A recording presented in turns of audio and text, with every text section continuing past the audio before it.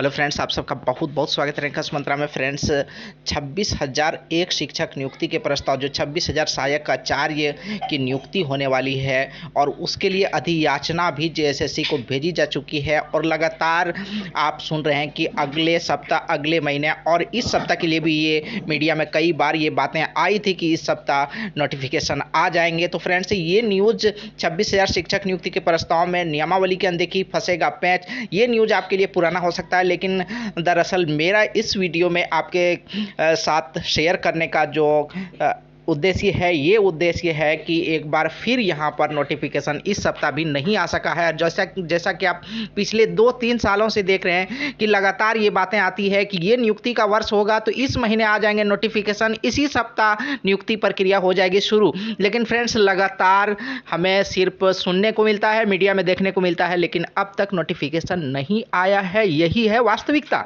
तो आइए देखते हैं क्या है पूरा न्यूज।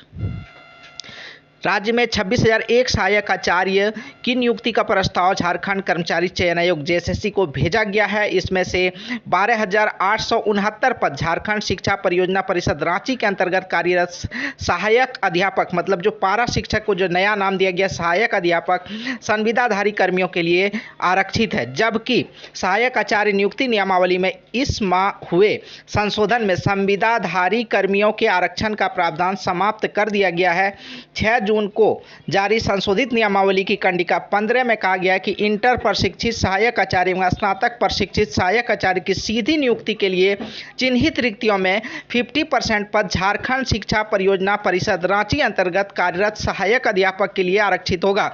लेकिन यहाँ पर जो अधियाचना भेजी गई है उसमें संविदा कर्मी का जिक्र किया गया है। हालांकि जो संशोधित नियमावली है उसमें साफ बताया गया है कि सहायक अध्यापक के लिए आरक्षित होगा। आरक्षण का लाभ वैसे पारा शिक्षकों को मिलेगा जिसकी सेवा विज्ञापन प्रकाशन की तिथि से को न्यूनतम व लगातार 2 वर्ष हो गई हो, शिक्षक विज्ञापन प्रकाशन की तिथि को कार्यरत हो, और जबकि वर्ष 2022 की नियमावली में आरक्षण में संविदा कर्मी भी शामिल थे। और अब नई जो नियमावली संशोधित की गई है उसमें संविदा कर्मी को हटा दिया गया है, सहायक अध्यापक का जिक्र किया गया है।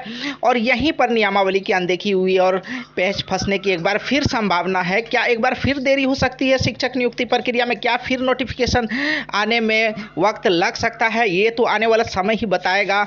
लेकिन एक बार फिर यहाँ नियमों की अनदेखी हुई है, इतना तो तय है। इसमें से इस वर्ष बदलाव किया गया था, पर अधियाचना वर्ष 2022 के नियमावली के प्रावधान के आधार पर ही भेज दिया गया।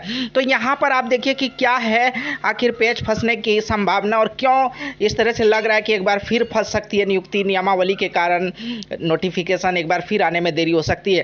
तो जो सहायक अध्यापक है उसके लिए अभी संशोधित नियमावली आई कि उसमें 50% आरक्षण सहायक अध्यापक को मिलेगा। हालांकि 2022 में जो नियमावली आई थी, अधियाचना जो जिसके अनुसार भेजी गई है, उसके अनुसार संविदा कर्मी को 50%, जिसमें सहायक अध्यापक के अलावे भी जो संविदा कर्मी है वो भी सम्मिलित है। और उसी के अनुसार एक बार फिर अधियाचना भी भेजी जा चुकी है। हालांकि संशोधन हो चुका है। आंदोलन की चेतावनी। इसी बीच एकीकृत सहायक अध्यापक, मतलब पारा शिक्षकों की जो यूनिट है, पारा शिक्षकों का जो संघ है, संघर्ष मोर्चा ने संविदा कर्मियों को आरक्षण दिए जाने का विरोध किया है। और मोर्चा के संजय दुबे ने कहा कि शिक्षक नियुक्ति में केवल पारा शिक्षकों के लिए 50% पद आरक्षित करना था। मोर्चा के विरोध के बाद संशोधित नियमावली से संविदा कर्मियों के आरक्षण का प्रावधान समाप्त किया गया, लेकिन अधियाचना में संविदा कर्मियों के आरक्षण का प्रस्ताव भेज दिया गया। फ्रेंड्स, वहीं पर एक बात ये भी देखें कि जो 26,001 सहायक आचार्य की नियुक्ति होने वाली है, इसमें फ्रेशर जो शिक्षक अभ्यर्थी हैं उसके लिए सिर्फ 13,000 सीटें हैं, और पारा शिक्षकों के लिए 13,000 यहाँ पर आरक्षित कर दिया गया है। तो 50,000 में 25,000 आरक्षित रहेंगे, तो 25,000 ही 25,000 ही सीटें बचती है जो फ्रेशर के लिए, जो शिक्षक अभ्यर्थी हैं उनके लिए बचती है। और बाकी सिर्फ सहायक अध्यापक से सहायक आचार्य बन जाएंगे, सिर्फ उनका नाम बदल जाएगा।